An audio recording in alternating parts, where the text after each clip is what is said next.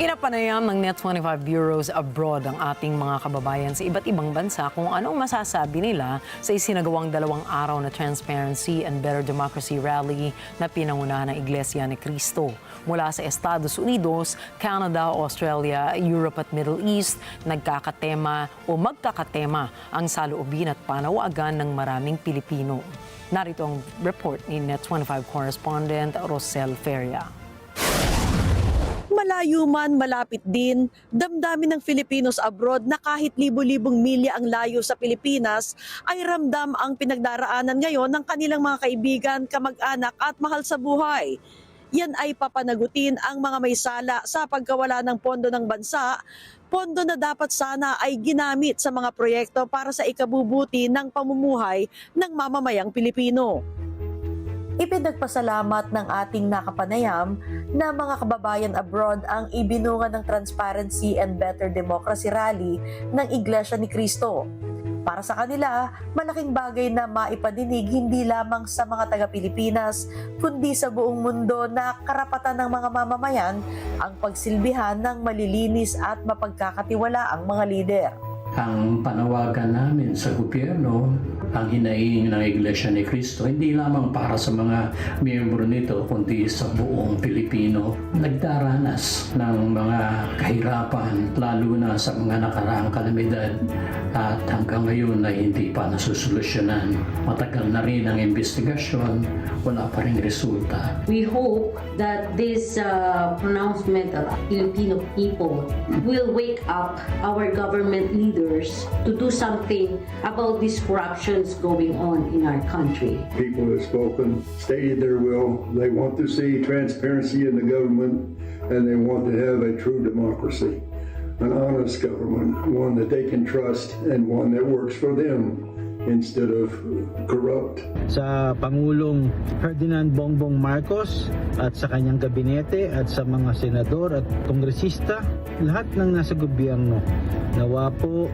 isipin po natin na yung pong ating sinusweldo ay mula sa taong bayan.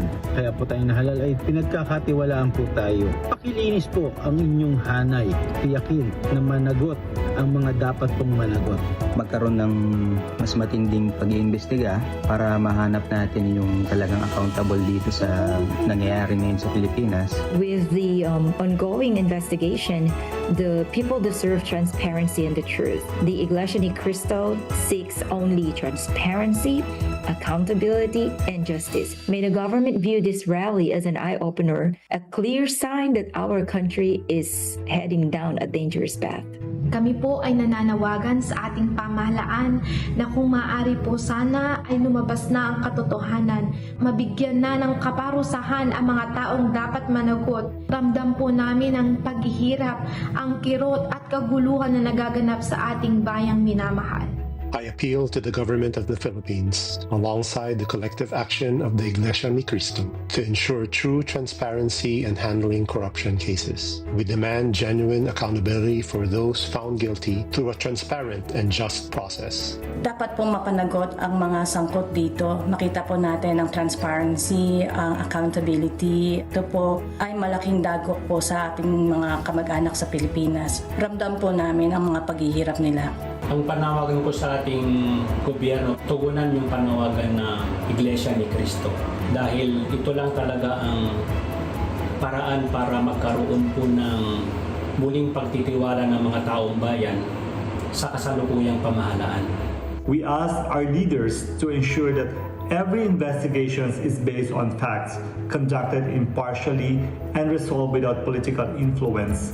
When government acts with integrity, it restores confidence not just among Filipinos at home, but also among the millions of OFWs who continue to hope for a better Philippines. Sa pagtatapos ng Rally for Transparency and a Better Democracy na pinangunahan ng Iglesia ni Cristo, narinig hanggang sa labas ng bansa ang hinaing at saloobin ng ating mga kababayan.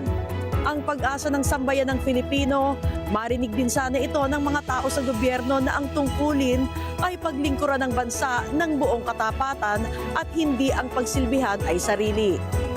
Rosel Feria para sa mata ng Aguila International, trusted, connected, on point.